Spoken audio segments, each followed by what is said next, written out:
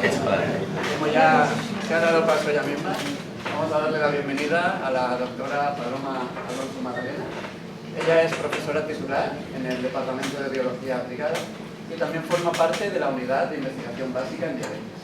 Hoy viene a hablarnos de la diabetes gestacional, del riesgo metabólico crónico y de una oportunidad para prevenir esta diabetes. Muchas gracias.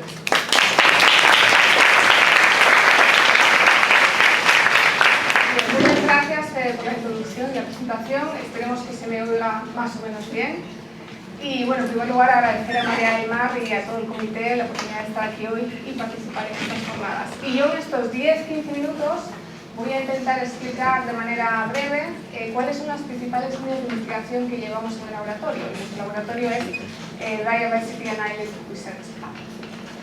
Y para ello les invito a que hagamos juntos un viaje que empieza en el embarazo, pero que en realidad puede durar toda una vida.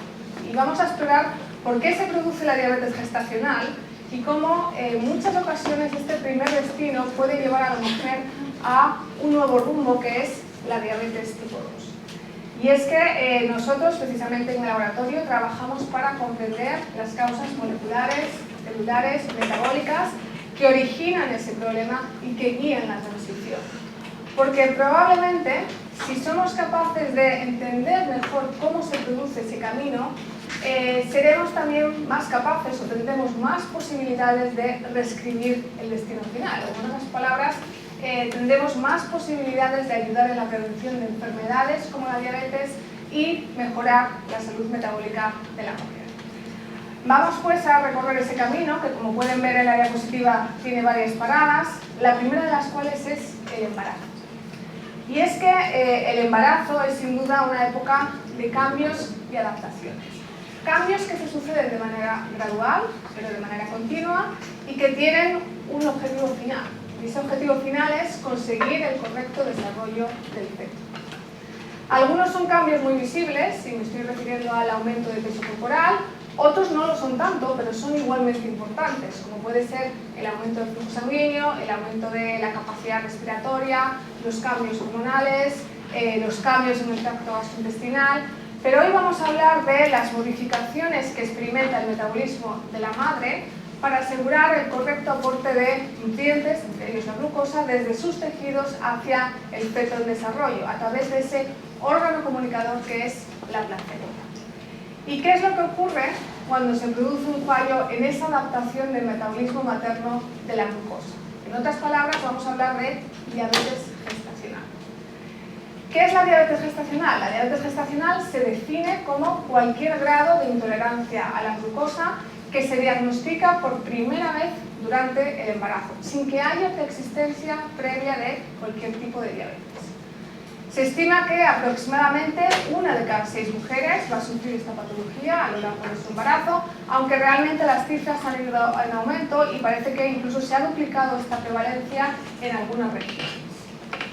También sabemos que existen una serie de factores de riesgo que favorecen el desarrollo de la enfermedad, como puede ser una edad materna superior a los 35 años, el partir de lo que conocemos como prediabetes, es decir, niveles de glucemia ligeramente elevados, el haber padecido diabetes gestacional en un embarazo anterior, antecedentes familiares de diabetes tipo 2 o la exposición a compuestos químicos que conocemos como disruptores endocrinos, y esto es algo que nosotros demostramos en el laboratorio por primera vez con el profesor Ángel Nadal hace ya algunos años. ¿Por qué se produce la diabetes gestacional? Bien, lo que se conoce hasta el momento es que parece que el origen reside en una falta de respuesta compensatoria a una mayor demanda de insulina que impone el embarazo. Y es que yo les decía que durante el embarazo la madre tiene que desarrollar una serie de adaptaciones para garantizar ese aporte de glucosa desde sus tejidos hacia el feto.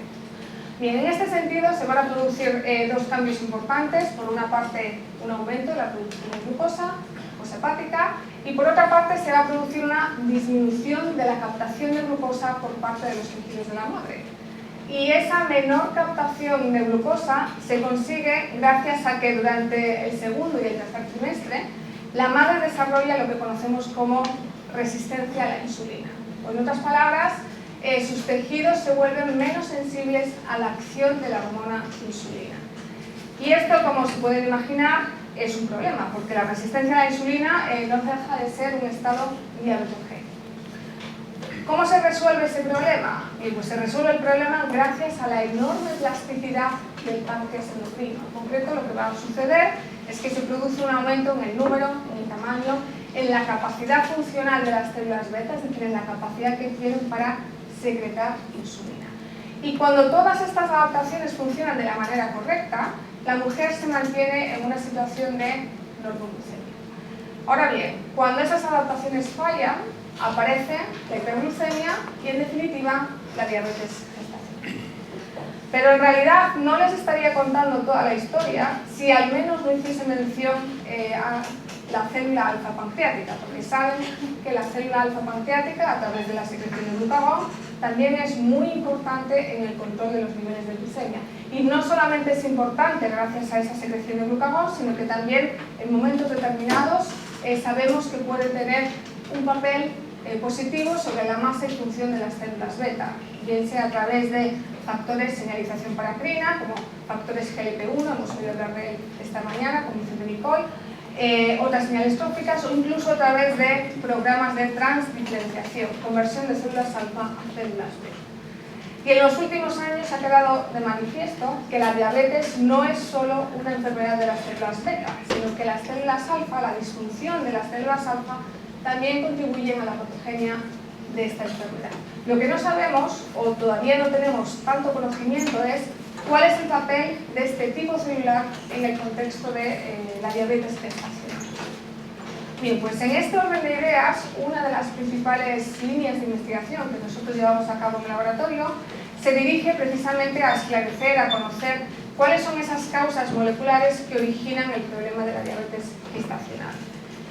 Y estamos particularmente interesados en una vía de señalización, que es la vía TGF-beta-ESMA. Bueno, creo que todos en la sala saben que el TGF-beta es un prototipo de citoquina pleiotrópica, familia muy conservada, que controla procesos celulares importantes como el desarrollo, la diferenciación, la proliferación, y que tradicionalmente se ha asociado a patologías que cursan con procesos fibróticos o incluso también con el desarrollo de cáncer. Más recientemente hemos aprendido que TGF-beta y algunos de los elementos de su vía también pueden tener un papel importante, pueden regular aspectos importantes de la célula beta pancreática, como la diferenciación o la proliferación y la secreción de insulina. Lo que no sabemos es si esta vía de señalización es importante o no en el desarrollo de la diabetes gestacional. Y esa es una de las preguntas que nos planteamos en el marco de un proyecto financiado por la Agencia Estatal de Investigación, que bueno, ya ha finalizado, pero seguimos trabajando en este proyecto. Bien, ¿cómo abordamos esta pregunta? Bueno, pues hemos intentado lograr una visión integrativa a través del uso de diferentes herramientas. En primer lugar, lo primero que hicimos al comenzar el proyecto fue desarrollar un modelo preclínico animal de diabetes gestacional. Es decir, un modelo animal que simule los mismos problemas, la misma fisiopatología que se observa en una mujer con diabetes gestacional. Este es un modelo animal basado en manipulación nutricional, es decir, con una alimentación de dieta rica en grasa, y en el que hemos visto que esas ratonas, durante el embarazo, desarrollan hiperglucemia basal, intolerancia a la glucosa, disfunción de las células beta pancreáticas, hay un agravamiento claro de la resistencia a la insulina y hay una alteración del perfil de adipoquinas. Y todas esas son características que vemos en la enfermedad en el caso de las mujeres con diabetes gestacional. Y esta ha sido una herramienta, y está siendo una herramienta clave para el estudio de mecanismos y alteraciones no caracterizados en esta enfermedad. En segundo lugar, contamos con modelos in vitro, islotes de Langerhans, líneas celulares de células alfa y beta pancreáticas, y estos modelos in vitro lo que nos permiten es simular el ambiente hormonal y simular el ambiente diabetogénico de la enfermedad y estudiar de manera directa la implicación de vías de señalización a aspectos moleculares desconocidos. Y en tercer lugar, y esto creo que es muy importante, traslación a humanos. Contamos con una colaboración con el Servicio de Ginecología y Obstetricia del Hospital Viña Luján de la mano de los doctores Rubén Betoret, Elena Vives, Mónica Serrano y Daniel Martínez Rañón del Servicio de Laboratorio, y gracias a ellos tenemos acceso a muestras de mujeres con un embarazo normoglucémico y mujeres diagnosticadas con diabetes gestacional. Y la combinación de estos tres elementos, hasta la fecha, lo que nos ha permitido es, por una parte, hemos identificado algunos ligandos específicos de la vía que están alterados, no solo en el modelo animal, sino también en mujeres con diabetes gestacional, y esto nos abre un escenario a la identificación de posibles biomarcadores.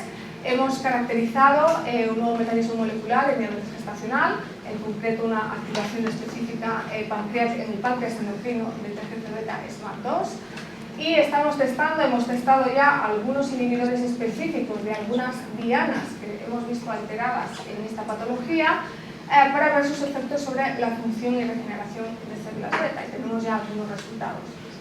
Y además estamos avanzando en la caracterización, en el estudio de la implicación de la célula alfa, que como les decía es más desconocida en el contexto de esta enfermedad. Pero esto es solo una parte de la historia, porque en realidad el viaje continúa. Y la siguiente parada nos lleva a el posparto. Es decir, ¿qué ocurre con una mujer que ha sufrido diabetes gestacional una vez que da a luz? Bien, pues aquí tenemos una buena noticia y una mala noticia. La buena noticia es que normalmente la intolerancia a la glucosa, que es lo que define a la diabetes gestacional, remite tras el parto, es decir, desaparece una vez que la mujer da a luz. La mala noticia es que las mujeres con diabetes gestacional tienen un mayor riesgo de padecer diabetes, fundamentalmente diabetes tipo 2, después del parto.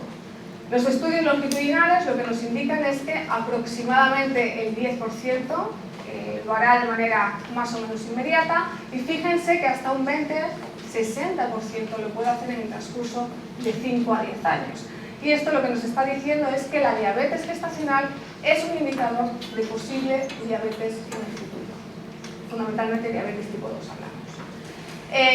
Esto no es solo un problema para la madre, también lo es para la descendencia, porque sabemos que los hijos, las hijas de las mujeres que sufren diabetes gestacional también tienen un mayor riesgo de padecer diabetes en su vida adulta. E inevitablemente nos lleva a ese círculo vicioso de la diabetes. Pero al mismo tiempo también nos enfrenta a una ventana temporal, que sería el embarazo, la gestación, que yo creo que es única en cuanto a la posibilidad de intervención precoz para mitigar el riesgo de enfermedades metabólicas y para conocer de manera temprana el origen de la diabetes tipo 2. ¿Por qué se produce? Es decir, ¿por qué una mujer con diabetes gestacional tiene un mayor riesgo de padecer diabetes después del parto? Bien, pues la respuesta rápida es: no lo sabemos. No lo sabemos, pero parece que la clave está en esos cambios adaptativos que se suceden. Yo les decía al principio que era muy importante que se produjese ese aumento de la masa en la función del páncreas endocrino, esa adaptación, pero igualmente importante es que se produzca el camino inverso. Es decir, que durante el posparto la mujer vuelva a esas condiciones metabólicas previas al embarazo. Y esto requiere cambios rápidos no solo del páncreas endocrino, sino de todos los sistemas que regulan el control de los niveles de glucemia y la homeostasis energética. Y la realidad es que sabemos muy poco sobre los mecanismos celulares que subyacen a sus cambios, y menos aún sabemos qué es lo que ocurre, en qué estadio se encuentra el páncreas y estos sistemas reguladores en una mujer con diabetes gestacional y cuál es su evolución. Y estas son algunas de las preguntas que nos hemos planteado en un nuevo proyecto financiado por la Agencia Estatal de Investigación, en el que ya hemos empezado y en el que estamos analizando esos cambios temporales, esa dinámica de cambios temporales. Estamos intentando determinar cuáles son esas bases moleculares del declive progresivo que va a conllevar a una diabetes tipo 2. Intentaremos identificar biomarcadores predictivos que puedan ayudar en prevención y diagnóstico, y también vamos a valorar el efecto de la lactancia, porque sabemos que la lactancia puede tener efectos beneficiosos. Y lo haremos gracias a esas herramientas anteriormente descritas, modelos animales, modelos in vitro. Ahora ya no solamente nos centramos en esta ventanas, sino que nos movemos al posparto y a la poslactancia. seguimos la evolución de la cohorte de esas mujeres con diabetes gestacional y bueno, intentaremos conseguir información y dar respuesta a todas esas preguntas a través de estudios morfológicos, funcionales, a través de estudios ómicos y entéricos. Y bueno, ya para terminar, la parte probablemente más importante, que es me gustaría agradecer a toda la unidad de investigación en diabetes. Nosotros somos la unidad de diabetes en el IBIDE, como antes se mencionó. Esta unidad está dirigida por el profesor Ángel Nadal y somos 3 grupos diferentes.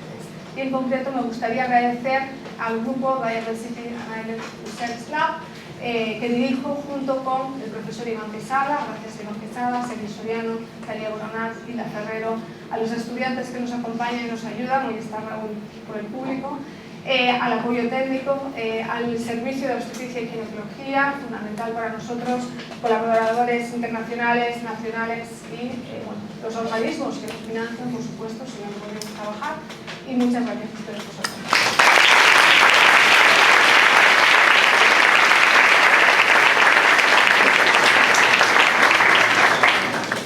Vale, como vamos un poquito más de tiempo, vamos a hacer una preguntita rápida.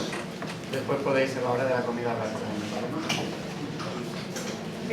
Ha sido muy bonita la charla. Tengo una pregunta de si habéis pensado, como igual ya la si incluye vuestro modelo de investigación respecto del ejercicio, si eso afecta a desarrollar o no, a veces sancionar por lo menos en laboratorio humano, cuál es el ejercicio y no decir A ver, el ejercicio, realmente el ejercicio, igual que el control de dieta, son evidentemente factores preventivos para el desarrollo de cualquier patología metabólica como puede ser la diabetes. No hemos hecho, pero seguro, vamos, eso entraría dentro. De hecho, la lógica es cuando una mujer llega a consulta con problema, con una hiperglucemia elevada, yo entiendo que lo primero que se intenta es dieta, ejercicio, antes de prescribir un tratamiento farmacológico. Entonces, eso es como una herramienta básica. Ahora, después del embarazo, se juntan muchos factores. Entonces, que puede tener un efecto positivo, por supuesto, pero ya es más difícil, como tú bien comentas.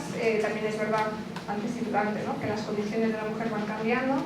Entonces, sí, probablemente incluso hay estudios en humanos que estudian un poco el impacto de él. Pero estamos hablando también de una situación un poco especial a todos los niveles, desde el punto de vista metabólico, desde el punto de vista hormonal, que es un cambio, sube, baja, y luego me tengo que readaptar, y de manera muy rápida además, ¿no? Entonces, sí, es un poco más complejo que lo tradicionalmente descrito.